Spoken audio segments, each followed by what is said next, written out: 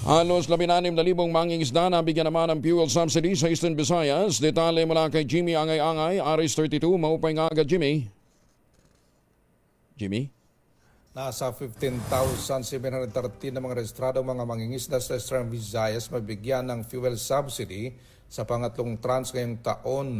Ito ang sinabi ni Bureau of Fisheries and Aquatic Resources, Fuel Discount for Farmers and Fisher Folks Program, alternate focal person Abraham Sira sa isang panayam. Kada beneficiaryo makakatanggap ng tiga 3,000 pisong halaga ng gasolina, diesel na gamitin sa sakayan pandagat sa kabuuan na sa mahigit 47 milyong piso.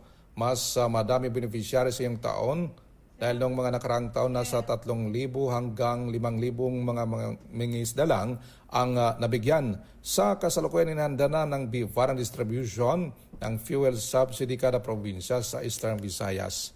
Mula dito sa DYVL Action Radio Tacloban, ito si R32 Jimmy Angay-Angay para sa DZRH. Una sa Pilipinas, una sa Pilipinas. Salamat Jimmy.